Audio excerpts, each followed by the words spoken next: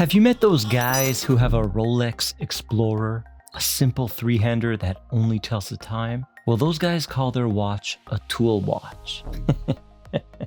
Well, that means every watch ever made is a tool watch. I think we should stop calling the Explorer a tool watch, because what I have right here, the 40th anniversary SEIKO Arnie, is actually a real tool watch. Introducing the all-new SNJ033 with the H8 55 movement, celebrating the 40-year anniversary of the H558. So if you caught that, the original movement, the number is the exact opposite. It's in reverse of this new movement.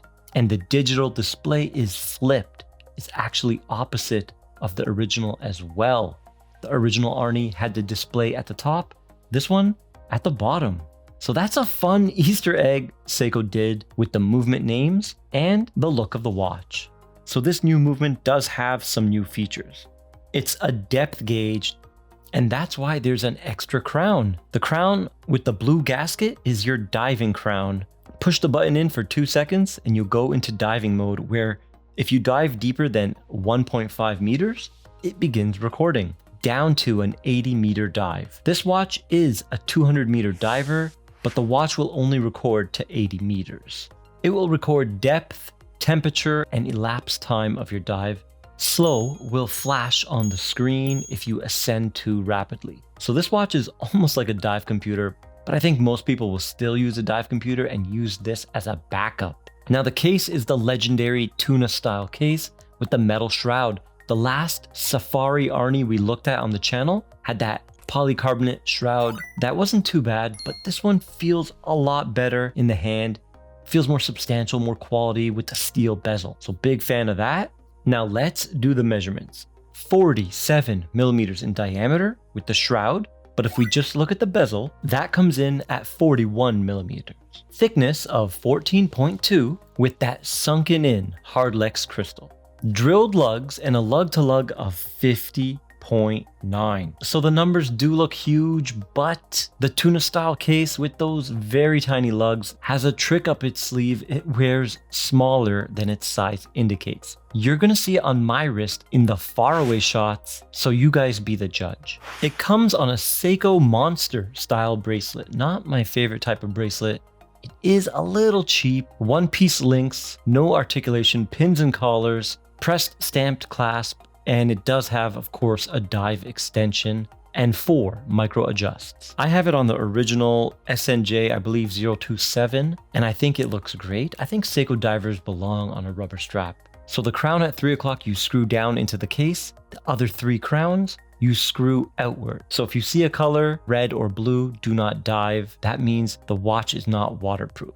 Little bit of an annoyance on this watch. I wish they just made all the crowns function the same. The bezel has large, well-defined, thick coin edge grip. That's a joy to operate, and the bezel insert is a gorgeous anodized aluminum. My favorite type of insert. The granular look on the insert is fantastic. Now let's have a listen.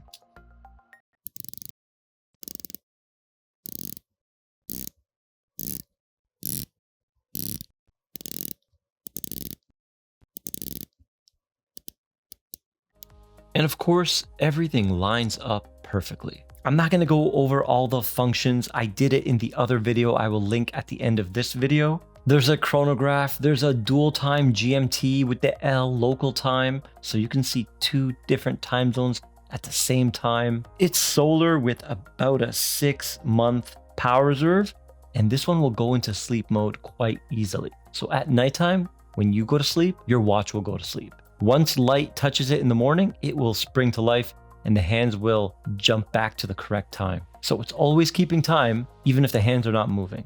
So don't think your watch is busted. The accuracy is about plus minus 15 seconds a month.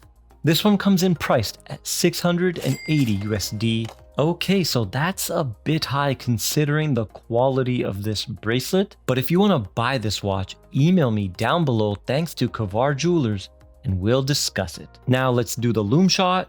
Excellent SEIKO Lume Bright, and of course it does light up when you push the B button. the top red one on the right side, and it stays illuminated for 3 seconds. Now the dial has that typical SEIKO look. It's a solar cell, and behind the hour markers is the 24-hour scale. Before, that used to be on a sloped chapter ring.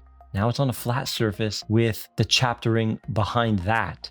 So before, it used to have almost like a 2-tiered chapter ring system. This one looks more streamlined and cleaner. I like what they have done here. The seconds hand is a reverse lollipop, pure white, and the hour and minute hand are brushed. Legibility is fantastic.